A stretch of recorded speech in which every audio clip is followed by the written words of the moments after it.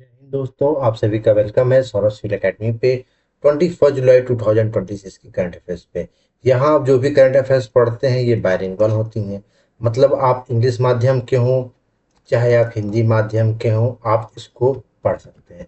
साथ ही साथ आप यूपीएससी दे रहे हों, यूपीपीएससी दे रहे हों, चाहे आप कोई भी स्टेट पीसीएस दे रहे हो, आरओ, एआरओ, बीईओ दे रहे हो, एसएससी दे रहे हो, रेलवे दे रहे हो, कोई पेपर दें, आपके लिए करंट अफेयर्स रामबाण साबित होने वाले हैं। मैं आपको पर टॉपिक जो है 3 एमसीक्यू कराता हूँ। मतलब जनरली आप देखेंगे किसी भी चैनल में आपको जनरली आपको 3 एमसीक्यू नहीं मिलेंगे दोस्तों। ठीक, अच्छा, तो इसलिए मैं आपसे कहता हूँ कि इसको आप देखिए, पर डे रिवीजन करिए, नोट्स बनाइए, ताकि आपकी आने वाले समय में करंट अफेयर्स में स्ट्रेंथ बन सके। चलिए स्टार्ट करते हैं आज के करंट अफेयर्स को।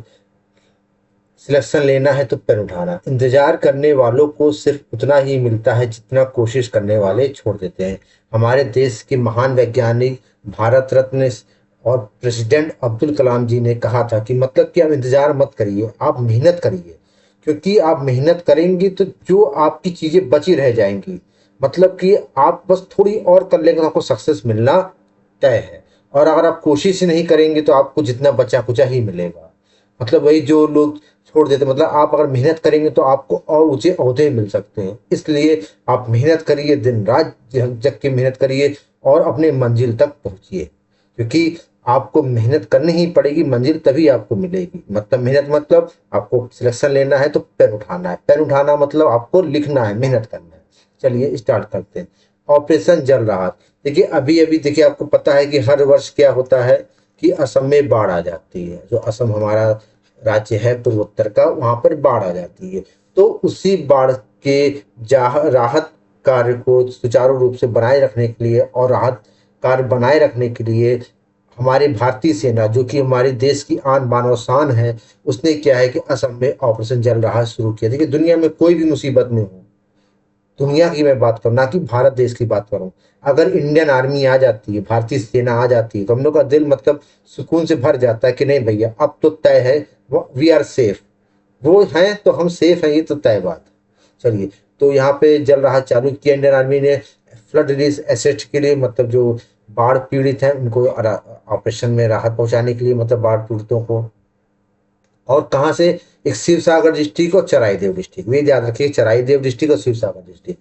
शिव सागर डिस्ट्रिक्ट आपने कुछ दिन पहले सुना होगा, यूनेस्को हेरिटेज साइट डिक्लेयर की गई थी। अहोम साम्राज्य का जो राजवंश था वहाँ की, ना, मोइदम। ठीक है, तो ये भी याद रखिएगा। चलिए नेक्स्ट क्वेश्चन करते हैं। Operation Jal Rahat was started by the Indian army due to flood. कहाँ पर स्टार्ट किया गया? असम में। बाढ़ के कारण भारतीय सेना द्वारा किस राज्य में ऑपरेशन जल राहत शुरू किया गया? कहाँ पर? असम में। Consider the following statement regarding Operation Jal Rahat. It was started by the Indian Army to assist flood relation operation। ये बात बिल्कुल सही है कि ये असम में बाढ़ राहत अभियानों को सहायता करने के लिए भारतीय सेना द्वारा शुरू किया गया है, जिसका मोटो क्या है? Nation first. It is mainly targeted Shiv Sagar and Charaideo. ये भी बात सही है कि शिव सागर और चराईदेव इसमें मेन टारगेट है। Question number C, option number C सही है आपका। Operation Jal Rahat was launch by Indian army in Assam. बिल्कुल सही बात है कि ऑपरेशन जल राहत असम में भारतीय सेना द्वारा शुरू किया गया। बिल्कुल सही बात है। दूसरा क्या कह रहा है? तो operation one intended to conduct flood relief in Shivsagar and Charaideo. बिल्कुल सही बात कर रहा है। क्यों किया गया भारतीय सेना द्वारा असम में? क्योंकि शिवसागर और चराईदेव जिलों में बाढ़ राहत प्रदान करना था, इसलिए तो शुरू किया गया। तो ए सही, आर से इसका एक्सप्लेनेशन भी तो सही हो गया। केरला हेक्स 20। देखिए अभी अभी क्या है कि आपने सुना होगा एक मिशन आगमन लॉन्च हुआ है। किसके द्वारा लॉन्च हुआ है? स्काई रूट द्वारा। ये मैंने आपको परसों पढ़ाया करंट अफेयर्स में, परसों या कल में आपको करंट अफेयर्स में पढ़ाया है। ठीक, तो वैसे ही क्या है कि केरला की एक स्टार्टअप है हेक्स 20। मतलब केरला की एक स्टार्टअप कंपनी है हेक्स 20, उसने भी एक क्या किया है कि अपना स्पेस सैटेलाइट लॉन्च किया है। अच्छा, पर ये भारत से लॉन्च नहीं किया। देखिए ये लॉन्च कहाँ से किया है? कैलिफोर्निया। कैलिफोर्निया कहाँ पर है? यूएसए में। किससे लॉन्च किया है? स्पेसएक्स के ट्रांसपोर्टर 17 मिशन के रॉकेट से क्या किया गया है? इसको लॉन्च किया गया है। इसने क्या लॉन्च किया है? कोयो सैटेलाइट, काइनेटिक ऑप्टिकल ऑप्टिकल या ऑब्जर्वर। मतलब सैटेलाइट का नाम क्या है? काइनेटिक ऑप्टिकल या ऑब्जर्वर सैटेलाइट लॉन्च की है। और इस रॉकेट में टोटल 81 पेलोड है। और ये कंपनी का मतलब दूसरा सैटेलाइट है, जो कैलाश की हेक्स 20 कंपनी है, ये इसका दूसरा सैटेलाइट है जो उसने लॉन्च किया है। तो ये आप याद रखिएगा कि हैश-20 सैटेलाइट जो है केरल ने की स्टार्टअप है, हैश-20 इसने लॉन्च किया है, कोई सैटेलाइट हैश-20 कंपनी ने लॉन्च किया है। Which Kerala startup launch the Koyo satellite on SpaceX transporter 17 mission. Kerala के किस स्टार्टअप ने स्पेसएक्स के ट्रांसपोर्टर 17 मिशन पर कोयो उपग्रह लॉन्च किया है? किसने लॉन्च किया है? हैश-20 ने। Consider the following statement regarding Kerala's H20. It is launched its Koyo satellite via SpaceX Transporter 17 mission from California. इसने कैलिफोर्निया से स्पेसएक्स के ट्रांसपोर्टर 17 मिशन के माध्यम से कोयो उपग्रह लॉन्च किया। ये बात एकदम सही है कि कोयो उपग्रह जो है ट्रांसपोर्टर 17 मिशन से लॉन्च किया स्पेसएक्स के। कोयो इज काइनेटिक ऑप्टिकल या observer and represent the second satellite of the company. ये भी सही बात है। कोयो एक kinetic observer satellite optical observer है और कंपनी का दूसरा उपग्रह है, तो सी सही हो गया क्योंकि आपका पहला दूसरा दोनों सही। Next, Koyo satellite was launch abroad SpaceX transporter 17 from California. सही बात है। क्या कह रहा है? कोयो उपग्रह कैलिफोर्निया के स्पेस एक्स ट्रांसपोर्टर 17 पर लॉन्च किया गया। बिल्कुल सही बात है। हैश-20 जो prominent space startup based in Kerala India. हैश-20 केरल भारत स्थित में एक स्पेस स्टार्टअप है। ये भी सही है। देखिए पर इसका एक्सप्रेशन थोड़ी कर रहा है कि स्पेस एक्स ट्रांसपोर्टर से इसलिए लॉन्च कर दिया क्योंकि केरल का है, ऐसा तो नहीं है। सही दोनों है लेकिन एक्सप्लेनेशन नहीं कर रहा, इसलिए ऑप्शन नंबर बी सही। India's first two geothermal wells. देखिए क्या है कि भारत के दो जियो थर्मल आपको पता है भूतापी ऊर्जा, भूतापी कुएं जो है मतलब दो भूतापी कुएं जो है ऑपरेशन मतलब चालू हो गए हैं। कहाँ पे चालू हो गए? ये पुगा वैली कहाँ पर? लद्दाख। देखिए ये देखिएगा कि जो जियो थर्मल एनर्जी है ये क्या है? क्लीन एंड ग्रीन एनर्जी है, मतलब ये स्वच्छ ऊर्जा है एक तरह से, और एक तरह से क्या स्वच्छ ऊर्जा है, ये स्वच्छ ऊर्जा है जो प्रदूषण रहित होती है। तो इसीलिए क्या है सरकार इस पे ध्यान दे रही है। तो इसी के उस पे सरकार ने क्या किया है कि ये जो दो वेल है इनको चालू किया है। कहाँ अच्छा ये ग्रीन ऊर्जा कहाँ पाई जाती है? जो फोल्डेड माउंटेन है हमारे, जो हमारे नवीन मोरदार पर्वत श्रृंखलाएं हैं उनमें ये पाए जाते हैं। ये इसका उद्घाटन किसने किया? Inaugurate bye VK Saxena ji. VK Saxena ji का उद्घाटन किया गया। ये कौन है? ये एलजी है लद्दाख के क्या है? लेफ्टिनेंट गवर्नर है वीके सक्सेना जी। कितनी हाइट है इनकी? जो डेप्थ है मतलब कुओं की डेप्थ कितनी? 14,000 मीटर। और इनकी जो कैपेसिटी है ये 1 मेगावाट वाट है, ये भी याद रखिएगा। अच्छा भारत ऐसा क्यों कर रहा है? क्योंकि देखिए भारत का एम है net zero carbon emission at the rate 2047, मतलब भारत को 2047 तक नेट कार्बन एमिशन जीरो करना। नेट कार्बन एमिशन जितना हम जो है कार्बन एमिट कर रहे हैं उतना कार्बन सोख रहे हैं, तो मतलब जितना प्लस उतना माइनस मिला के जीरो। तो नेट हमको क्या करना है? जीरो करना है। अच्छा इसकी पॉलिसी कब आई? नेशनल जियो थर्मल पॉलिसी कब आई? सितंबर 2025 में आई। और मिनिस्ट्री ऑफ रिन्यूएबल एनर्जी मतलब नवीकरणीय ऊर्जा मंत्रालय द्वारा इसका क्रियान्वयन होता है, ये भी याद रखिएगा। Next question, where the India first geothermal operational well located? कहाँ है? फुगा वैली। भारत के पहले दो परिचालन भूतापी कुएं कहाँ पर है? Puga valley Ladakh. Consider the following statement regarding the India's first geothermal well. They become operational in Puga valley Ladakh under ministry of renewable energy. बात सही है। फिर नवीकरणीय ऊर्जा मंत्रालय के तहत फुगा वैली लद्दाख में चालू हुए, बात तो सही है। नेक्स्ट क्या कह रहा है? They were found a new folded mountain with initial productivity 1 megawatt. ये भी बात सही है कि ये 1 मेगावाट कैपेसिटी में उसमें क्या कहते हैं आपके पाए गए हैं। कहाँ पर पाए गए हैं? फुगा वैली में, ये भी सही है। Next question, the geothermal energy project in Puga valley contribute to Indian net zero carbon emission aim. बात सही है कि फुगा घाटी में भूतापीय ऊर्जा परिचालन भारत में नेट जीरो कार्बन उत्सर्जन लक्ष्यों को योगदान देती है। बात बिल्कुल सही है। क्यों? क्योंकि geothermal well extract clean energy clean energy from thermal sources in young full model. सही बात है क्योंकि भूतापीय जो कुएं हैं नवीन मोरदार पर्वतों से स्वच्छ तापीय ऊर्जा को क्या करते? निकालते हैं। इसलिए आपका ए सही, बी से इसका एक्सप्लेनेशन भी करना है। तो under 20 first Asian under 23 athletic championship 2026। देखिए अभी अभी क्या है कि first Asian under 23 athletic championship का आयोजन हुआ है, मतलब प्रथम एशियाई अंडर 23 एथलेटिक चैंपियनशिप 2026 कहाँ पर हुआ है? ऑर्डर्स चाइना पे। ये भी ध्यान रखिएगा ऑर्डर्स चीन क्या है? मेजबान है। भारत इसमें 16 मेडल जीते, 3 गोल्ड 4 सिल्वर 9 ब्रॉन्ज, ये याद रखिएगा। और भारत की कौन सी रैंक आई है? चौथी पोजीशन आई है। भारत ने 3 गोल्ड 4 सिल्वर 9 ब्रॉन्ज के भारत की कौन सी रैंक आई है? चौथी रैंक। और टॉप पर कौन है? China with 52 medal. 52 मेडल साथ चाइना क्या है? टॉप पोजीशन पर है। Which country city host the first Asian under 23 athletic championship, किसने होस्ट किया है? ओडोस चाइना ने। प्रथम अंडर एशियाई एथलेटिक चैंपियनशिप 2026 की मेजबानी किस देश ने की? और शहर ओडोस चाइना ने। Consider the following statement regarding first Asian under 23 athletics championship 2026। India achieved fourth rank in tournament bye winning 16 medal, 3 gold 4 silver non bronze. बिल्कुल सही है कि भारत ने 16 पदक जीते, जिसमें 3 गोल्ड 4 सिल्वर 9 ब्रॉन्ज और चौथा स्थान हासिल किया। ये भी बात सही है। China top the medal table फिर 52 मेडल, ये भी बात सही है कि 52 पदक के साथ चाइना क्या रहा? शीर्ष पे रहा। तो ए सही है और बी भी सही है आपका, तो ये ऑप्शन नंबर सी हो गया। India secured fourth rank at the first Asian under 23 athletic championship 2026। प्रथम एशियाई अंडर 23 एथलेटिक चैंपियनशिप 2026 में भारत ने चौथा स्थान हासिल किया। बात बिल्कुल सही है। क्यों चौथा स्थान हासिल किया भारत ने? क्योंकि भारत ने 16 मेडल जीते, भारत ने 3 गोल्ड जीते, 4 सिल्वर और 9 ब्रॉन्ज जीते, इसलिए तो भारत चौथा आया। तो ए भी सही है, बी भी सही, इसका एक्सप्लेनेशन भी कर रहा है कि क्यों जीते हमने। अच्छा, next, T20 women deaf series, मतलब कि T20 सीरीज हुई है जो महिलाओं की, जो डीप सीरीज मतलब जो महिलाएं जो है सुनने में असक्षम है, महिलाओं की। तो ये क्या हुई? फर्स्ट टाइम ऑर्गेनाइज हुई है इंडिया और श्रीलंका के बीच में, मतलब पहली बार ऐसा हुआ है, ध्यान रखिएगा, श्रीलंका और भारत के बीच। जीता कौन? इंडिया। होस्ट कौन किया? इंडिया। मतलब भारत द्वारा मेजबानी की गई और जीता भी कौन है? भारत जीता है। Which team won the first organize T20 women deaf series between India and Sri Lanka, किसने किया? इंडिया ने जीता। भारत श्रीलंका के बीच पहली बार आयोजित T20 मूक बधिर महिला श्रृंखला किसने जीती? भारत ने जीती। Consider the following statement regarding T20 women deaf series. It was organized for first time as a bilateral series between India Sri Lanka. बात सही है कि ये पहली बार भारत श्रीलंका के बीच द्विपक्षीय श्रृंखला के रूप में आयोजित की गई थी। सही बात है।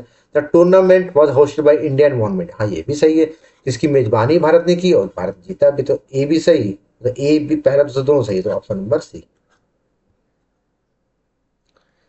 The inaugural T20 Women Deep Series was a historic event for adaptive cricket.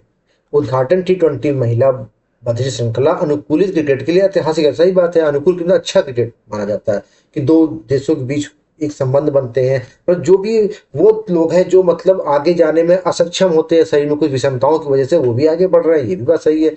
It mark the first time bilateral deep series played between India and Sri Lanka. बात सही, क्योंकि क्या है, क्यों अडेप्टिव है? क्योंकि मैंने बताया ना, क्योंकि संबंध बन रहे हैं और क्या कहते हैं, आगे लोग बढ़ रहे हैं, इसलिए क्या है, ए भी सही एक्सप्रेशन इसलिए तो कर रहा है, और दोनों से इसका एक्सप्रेशन भी कर रहा है। इंटरनेशनल केमिस्ट्री ओलंपियाड, अभी अभी उज्बेकिस्तान पे इंटरनेशनल केमिस्ट्री ओलंपियाड मतलब आईसीएचओ ऑर्गेनाइज हुआ। कौन से नंबर का है? 58 नंबर का, 98वां सा संस्करण है। इंडिया ने क्या जीता? First rank. क्यों जीती भैया? क्योंकि 4 गोल्ड मेडल जीत लिए। किसने किसने जीते? देखिए, 4 गोल्ड मेडल जीते भारत ने।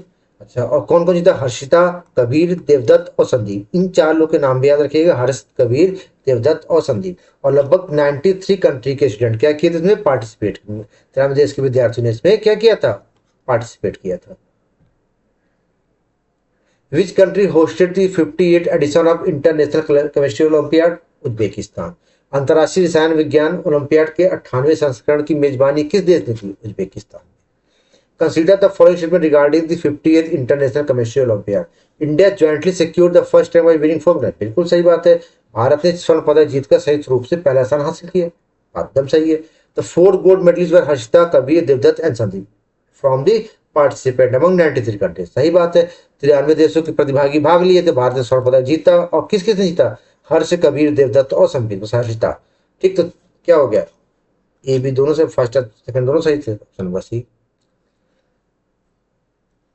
18th question, India tied for the first rank at the 50th international chemistry olympiad. 98वें अंतर्राष्ट्रीय रसायन विज्ञान ओलंपियाड में भारत संयुक्त रूप से 15वें स्थान पर रहा। क्यों रहा भैया? क्यों? क्योंकि every participant Indian student 4 out of 4 won the gold medal at the competition held in Uzbekistan. देखिए, मैंने कहा ना, क्यों ऐसा, क्यों शब्द आप अगर प्रयोग करेंगे तो आप जान जाएंगे कि ऐसा क्यों हो रहा है, ऐसा सब रीजन में। सही है, क्योंकि भैया क्योंकि भारत में सब प्रथम आया इसलिए ऐसा हो गया। Next, international biology olympiad. देखिए, एक बायोलॉजी ओलंपियाड भी हुआ, ये कहाँ पर? लिथुआनिया में। ये कहाँ पर हुआ? लिथुआनिया में। 37वां संस्करण है। भारत ने 4 मेडल जीते, 1 गोल्ड 3 सिल्वर। और पहला गोल्ड किसने जीता? भाव्या जी ने। भाव्या जी ने पहला गोल्ड जीते। ये तो 1 गोल्ड जीता है, जो 1 गोल्ड हमने जीता है। 4 मेडल टोटल जीते हैं, लिथुआनिया में हुआ। संस्करण जो है 37वां है। Where was the 37 international biology olympiad organize कहाँ पर हुआ? लिथुआनिया में। उज्बेकिस्तान में तो केमिस्ट्री वाला था। 37वां अंतरराष्ट्रीय जीव विज्ञान ओलंपियाड कहाँ पर हुआ? Lithuania. Consider the following statement regarding 37 international biology olympiad, it was held in Lithuania. सही बात है। India won 1 gold 3 silver, where the gold was won by Bhavya. बात सही है कि भारत ने 1 स्वर्ण 3 रजत और भव्या ने स्वर्ण जीता थी, ये भी बात सही है। Bhavya won the gold medal for India at 37th International Biology Olympiad। 37वें अंतर्राष्ट्रीय जीव विज्ञान ओलंपियाड में भाव्या ने भारत के लिए एकमात्र स्वर्ण पदक जीता। बात सही। क्यों? क्योंकि भाव्या ने 4 मेडलों में से एक गोल्ड जीता लिथुआनिया में, इसलिए तो भाव्या मतलब क्यों, मतलब इंडिया क्यों, मतलब भाव्या ने गोल्ड मेडल जीता इंडिया के लिए 37वें बायोलॉजी ओलंपियाड में, तो इसीलिए क्या है कि India secured 4 medal in Lithuania, इसलिए क्या इसका एक्सप्रेशन भी कर रहा है, तो ए सही, आर से इसका एक्सप्रेशन भी कर रहा है। एक बहुत ही निधन की खबर है, देखिए बहुत दुख की खबर निधन का। एक आपने नाम सुना होगा, sir Garfield Sobers. Sir Garfield Sobers ये एक बहुत ही महान ऑलराउंडर थे क्रिकेट के, और ये legendary allrounder of the world of West Indies के रहने वाले थे, और ये ऑलराउंड लेजेंडरी ऑलराउंडर थे, और इनका देहांत हो गया 89 साल की उम्र में ब्रिस्टॉम का क्या हो गया? निधन हो गया है। इन्होंने 1954 में अपना कैरियर स्टार्ट किया था, और मैंने बताया ऑलराउंडर थे, मतलब कि बैट्समैन और बॉलर दोनों रहे होंगे, तो उन्होंने 28,000 ज़्यादा रन बनाए, 1000 से ज़्यादा विकेट लिए, और इन्होंने फर्स्ट क्रिकेट में मतलब पहली बार ऐसा था कि 6 बॉल पे 6 छक्के मारे, ये इंपॉर्टेंट चीज़ है। और एलिजाबेथ जी ने 1975 में इन्हें नाइटहुड की उपाधि दी, और 2009 में इनको हॉल ऑफ फेम में, इनको आईसीसी के हॉल ऑफ फेम में इनको क्या किया? शामिल किया गया। तो ये ध्यान दीजिएगा, हॉल ऑफ फेम में इनको शामिल किया 1975 में, सॉरी 2009 में। एलिजाबेथ जी ने इनको क्या कहते हैं, नाइटहुड की उपाधि दी, तभी तो इनके नाम के सर लगा है। नाइटहुड की उपाधि मिलने का मतलब ही आप क्या के नाम क्या के सर लग जाएगा, है ना, तो ये उपाधि दी थी। चलिए next, sir Garfield Sobers who passes away in Bridgetown एटनेट belong to which cricket team, किस टीम बिलोंग करते थे? वेस्ट इंडीज से। किसे बिलोंग करते थे? वेस्ट इंडीज से, ये भी चीज ध्यान रखिएगा आप, ठीक है। Consider the following statement regarding sir Garfield Sobers, he was the first class cricket to hit 6 sixes in an over. First class cricket में पहले ऐसे व्यक्ति जिन्होंने 6 छक्के लगाए 6 बॉल पे। He was awarded knighthood in 1975 by Elizabeth second and inducted into hall of fame in 2009। बिल्कुल सही बात है। देखिए मैं इतने आपको डीप क्वेश्चन कर रहा हूँ, अगर आप खाली वीडियो ही देखेंगे ना शायद आप क्वेश्चन को छूटे, ठीक है। तो ए भी दोनों सही है आपका। तो sir Garfield Sobers amazed over 28,000 run and 1000 wicket in first class cricket. बिल्कुल सही बात है कि सर गैरफील्ड सॉबर ने प्रथम श्रेणी क्रिकेट में 28,000 रन और 1000 विकेट लिए। सही बात है। He started cricket career in 1951 and become one of the most legendary allrounder. तभी तो देखिए रन भी बनाए इन्होंने, विकेट भी लिए, तभी तो लेजेंडरी ऑलराउंडर बन गए। तो ए सही, आर से इसका एक्सप्लेनेशन भी कर रहा है। अंतरराष्ट्रीय चेस दिवस, इंटरनेशनल चेस डे। अभी अभी इंटरनेशनल चेस डे मनाया गया, कब मनाया गया? 20 जुलाई को। सबसे महत्वपूर्ण हम आपसे बोलते हैं theme, celebrate create and make a difference. ये इसकी क्या है? थीम है। अच्छा 20 जुलाई को काहे मनाया जाता है भैया? तो 20 जुलाई को इसलिए मनाया जाता है कि फीडे की क्या स्थापना हुई थी। फीडे की स्थापना कब हुई थी? 20 जुलाई 1924 में फीडे की क्या हुई थी? स्थापना हुई थी। चलिए, international chess day celebrated on which day to mark FIDE establishment? 20 जुलाई। मैंने आपको बताया कि 20 जुलाई को होती है, इसलिए फीडे स्थापना वैसे मनाते हैं। फीडे की स्थापना को उपलक्ष्य में अंतर्राष्ट्रीय शतरंज दिवस की तिथि मनाया जाता है 20 जुलाई। Consider the following statement regarding international chess day. It is celebrated on 20 July to commemorate the founding of FIDE in 1924। बिल्कुल सही बात है। फिडे की स्थापना को याद में तो 20 जुलाई को मनाया जाता है। सही बात है। ऑफिशियल थीम और 2026 celebrate create and make a difference, ये भी सही है कि 2026 की आधिकारिक टीम सेलिब्रेट क्रिएट और मेक अ डिफरेंस। को फर्स्ट और सेकंड दोनों सही, तो option number C. 20 July observe worldwide international chess day. बिल्कुल सही बात है कि 20 जुलाई को अंतर्राष्ट्रीय शतरंज दिवस के रूप में मनाया जाता है। बात बिल्कुल सही है, क्योंकि 20 जुलाई को फिडे स्टैब्लिश हो गया। ठीक है, 20 जुलाई फिडे स्टैब्लिश हो, इसलिए 20 जुलाई को मनाया जाता है अंतर्राष्ट्रीय शतरंज दिवस। तो ए सही, बी सही इसका एक्सप्रेशन भी है। Risk based business approval system. देखिए अभी अभी क्या है, छत्तीसगढ़ के मुख्यमंत्री कौन है? विष्णुदेव साय जी। इन्होंने क्या किया है कि विधानसभा में एक एक्ट पास किया है। कौन सा act pass? Ease of doing business, मतलब कि व्यापार को आसान बनाने के लिए एक एक्ट था जो विधानसभा में पास किया है, और ऐसा पास करने वाला छत्तीसगढ़ देश का पहला राज्य बन गया है। छत्तीसगढ़ देश का पहला राज्य बन गया जिसने risk based business approval system को क्या दिया है? अप्रूवल दिया है। अच्छा, इसमें क्या है कि कोई भी बिजनेस जब कोई चालू करेगा तो पहले इसका असेसमेंट किया जाएगा, इसमें रिस्क वगैरह क्या कैसे उसका असेसमेंट किया जाएगा, उसके बाद ही क्या है स्टार्ट करने की परमिशन दी जाएगी। एम टू इंक्रीमेंट, देखिए अब कोई व्यापारी इन्वेस्ट करेगा, अब उसको पता रहेगा कि हमें क्या बेनिफिट है क्या लॉस है, तो इन्वेस्टमेंट करेगा कि नहीं करेगा, इसीलिए ऐसा किया गया है कि 15 लाख एमएसएमई को फायदा होगा, रोजगार वगैरह बढ़ेंगे। और इसको क्या है कि बिजनेस को 10 कैटेगरी में इसको डिवाइड किया गया है। और दो कैटेगरी क्या है, जैसे मान लीजिए आप देख लें तो लो रिस्क हाई रिस्क, मतलब सेल्फ सर्टिफिकेशन, मतलब जहाँ पे कम रिस्क है तो आप सेल्फ सर्टिफिकेशन ले सकते हैं, लेकिन जहाँ हाई रिस्क है वहाँ पे इंडस्ट्री स्टैब्लिश होने के पहले इंस्पेक्शन होगा, भी बताया जाएगा क्या कैसे जोखिम है निवेश को लेकर, उसके बाद ही आप क्या कर सकते हैं निवेश करेंगे। तो इसीलिए है कि 10 श्रेणियों में विभाजित भी किया गया व्यवसाय को, निवेश बढ़ाना इसका काम है। विष्णुदेव साय जी यहाँ के सीएम है, ये भी ध्यान रखिएगा। Which state become the first Indian state to approval state to launch risk based business approval system? Chhattisgarh. जोखिम आधारित व्यवसाय अनुमोदन प्रणाली शुरू करने वाला भारत पहला राज्य कौन सा है? Chhattisgarh. Consider the following statement regarding Chhattisgarh risk based business approval system passed by Vishnudev Sai in Vidhan Sabha under ease of doing business act to benefit 50 lakh MSME. बिल्कुल सही बात है, 15 लाख एमएसएमई को लाभ पहुंचाने के लिए विष्णुदेव सहाय द्वारा ease of business doing act विधानसभा में पारित किया गया। Business are divided into 10 categories where low risk and get certification and high risk get first inspection then चले। बिल्कुल सही बात है, 10 श्रेणी में विभाजित किया गया, कम जोखिम को स्वप्रमाणन और उच्च जोखिम को निरीक्षण के बाद प्रमाणन, ये भी सही है। तो ए बी दोनों सही है, मतलब फर्स्ट सेकंड दोनों सही है, option number C correct. Low risk business in Chhattisgarh can obtain self approval faster through self certification. बिल्कुल सही बात है। क्या कह रहा है, छत्तीसगढ़ में कम जोखिम वाले व्यवसाय स्वप्रमाणन के माध्यम से तेजी सेटअप अनुमोदन प्राप्त कर लेंगे। बिल्कुल सही बात है। क्यों? क्योंकि under the risk business approval system business divided into 10 categories based on initial risk system. देखिए क्या कह रहा है कि न्यू बिजनेस मतलब क्या कहते हैं, जो नए रिस्क मतलब न्यू रिस्क होते हैं बिजनेस से रिलेटेड, इसमें क्या है बिजनेस को 10 इसमें क्षेत्रों में डिवाइड कर दिया है, जिसमें इनिशियल रिस्क क्या है पता चल जाएंगे आपको। इसीलिए क्या है कि आप सेल्फ सर्टिफिकेशन कर सकते हैं, तो इसलिए ए सही, बी सही, इसका अप्रूवल भी कर रहा है। ग्रामोदय प्रोग्राम, देखिए ये भी एक महत्वपूर्ण सवाल है। अभी अभी क्या किया है कि ग्रामोदय प्रोग्राम स्टार्ट हुआ, किसने स्टार्ट किया? नाबार्ड ने। किसने स्टार्ट किया? नाबार्ड ने। क्या प्रोग्राम का नाम है? ग्रामोदय प्रोग्राम। इसका एम क्या है? ग्रामीण उद्यमिता पारिस्थितिकी तंत्र को मजबूत करना, मतलब जो ग्रामीण में भी एंटरप्रेन्योरशिप डेवलप हो सके, इसलिए नाबार्ड ने ग्रामोदय प्रोग्राम को स्टार्ट किया है। अच्छा, क्यों स्टार्ट किया? देखिए मैंने बताया अभी अभी क्या नाबार्ड का क्या बीता है, स्थापना दिवस बीता है 12 जुलाई को, उसी के उपलक्ष्य में इसने स्टार्ट किया है। तो नाबार्ड की स्थापना कब हुई? 12 जुलाई 1982 को। किसकी कमेटी सिफारिश पर हुई? शिवरमन कमेटी की रिकमेंडेशन पे इसकी स्थापना हुई नाबार्ड की। हेडक्वार्टर इसका कहाँ है? मुंबई है। और इसके अंदर इसका एम क्या है? इसका एम है कि 4000 रूरल जो मतलब ग्रामीण जो है उद्यमी को क्या करना है? डेवलप करना है। मतलब जो ग्रामोदय प्रोग्राम इसने लॉन्च किया है, इसके तहत 4000 ग्रामीण उद्यमियों को क्या करना है? डेवलप करना है। ऑनलाइन लर्निंग जो है ट्रेनिंग देके ऐसे ही क्या करना है? वो डेवलप करना है। विच ऑर्गेनाइजेशन लॉन्च ग्रामोदय प्रोग्राम? नाबार्ड। नाबार्ड ग्रामीण उद्यमिता को विकसित करने के लिए ग्रामोदय कार्यक्रम शुरू किया है नाबार्ड ने। Gramodaya programme aim to develop 4000 rural entrepreneur through online learning and field based training. बिल्कुल सही बात है।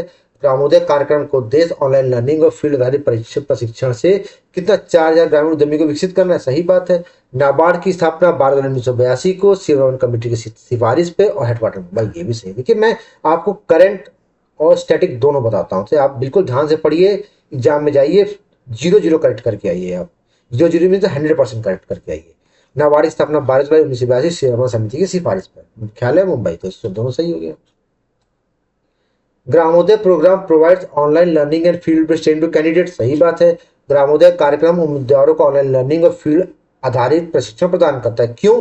क्योंकि नाबार्ड का एम है build a comprehensive ecosystem for rural entrepreneurship India. क्योंकि नाबार्ड का उद्देश्य भारत में ग्रामीण उद्यमिता के लिए व्यापक परिस्थिति तंत्र तैयार करना है, इसीलिए प्रशिक्षण प्रदान कर रहा है। तो ए सही, आर सही, इसका क्या है?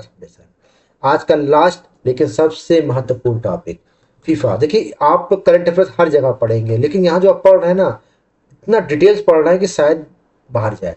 देखिए अभी अभी फीफा वर्ल्ड कप 2026 बीता है, आपको पता है। इसका संस्करण कौन सा है? 23वां। कब से कब हुआ? 11 जून से 19 जुलाई के बीच। फाइनल मैच कहाँ पर? न्यू जर्सी यूएसए में। फाइनल मैच कहाँ पर? न्यू जर्सी यूएसए में। फाइनल मैच किसके किसके बीच हुआ? आपने देखा होगा, स्पेन वर्सेस अर्जेंटीना के बीच हुआ। स्पेन के कैप्टन कौन है? रोड्री जी। और अर्जेंटीना के कैप्टन कौन? लियोन मेसी जी। लियोन मेसी का नाम तो आपने सुना ही होगा, बहुत ही महान खिलाड़ी, महानतम खिलाड़ी है। अच्छा, ये स्पेन ने जीत लिया, मतलब एक बार नया विजेता आ गया। लास्ट टाइम अर्जेंटीना जीता, लास्ट ईयर, मतलब लास्ट टाइम जब हुआ था, तो इस बार कितने जीत लिया? स्पेन जीत लिया। Second time one by Spain, first time ने 2010, मतलब स्पेन ने दूसरी बार जीता। पहली बार कब जीता? 2010 में जीता था। और साथ ही साथ क्या है कि स्पेन की महिला टीम ने भी जीत लिया है। तो मैंने आपको बताया ना, मैंने क्या क्या है कि स्पेन ऐसा पहला देश बन गया है जिसकी महिला और पुरुष टीम दोनों ने क्या है कि फुटबॉल में जीत हासिल कर ली, फीफा में जीत हासिल कर ली। स्पेन ऐसा पहला देश बन गया। टोटल टीमें कितनी खेली फीफा में? 48। टोटल मैच कितने हुए? 104 मैच। थर्ड रैंक किसकी आई? इंग्लैंड की। फोर्थ रैंक किसकी आई? फ्रांस की। गोल्डन बूट किसको मिला? गोल्डन बूट अवार्ड मिला मबापे। मबापे फ्रांस के हैं, इनको क्या मिला? इनको गोल्डन बूट अवार्ड, बहुत महत्वपूर्ण। सिल्वर बूट अवार्ड किसको मिला? मेसी जी को मिला, जो अर्जेंटीना के हैं। गोल्डन बूट, गोल्डन ग्लव्स किसको मिला? ये साइमन स्पेन के हैं, इनको मिला। ध्यान रखिएगा, गोल्डन ग्लव्स किसको मिला? सिमोन स्पेन के हैं। गोल्डन बॉल अवार्ड किसको मिला? ये मिला रोड्री, स्पेन के हैं, इनको मिला। और इनको बेस्ट प्लेयर अवार्ड भी रोड्री जी को मिला, जो ये स्पेन के हैं। यंग प्लेयर का अवार्ड किसको मिला? ये यामल पाऊ, मतलब पाऊ जी इनका नाम है, पाऊ, इनको मिला हुआ है। ये ध्यान रखिए, देखिए एकदम नाम विदेशी हो गए, आपको हो सकता है कंफ्यूजन भी हो रहा है, थोड़ा याद करने में दिक्कत भी होगी, लेकिन इसको याद करना पड़ेगा आपको हर हाल में, क्योंकि सिलेक्शन लेना है। फेयर प्ले अवार्ड जिसको मिला, सबसे अच्छा, मतलब जिन्होंने अच्छे तरीके से खेला सौहार्द भाव से, नीदरलैंड। स्पेन के कोच कौन है? लुइस डिला। लुइस डिला इनके कोच हैं, 65 साल के हैं, और ये विश्व के सबसे पहले कोच बन गए जो ओल्डेस्ट होकर इनकी टीम जीत गई। अच्छा, फीफा जब से हो रहा है तब से सबसे ज्यादा बार किसने जीता? ब्राजील ने जीता, ये भी याद रखिएगा। पहली बार फीफा कब हुआ था? ये हुआ था 1930 में। उरुग्वे ने होस्ट किया था, उरुग्वे ने जीता भी था।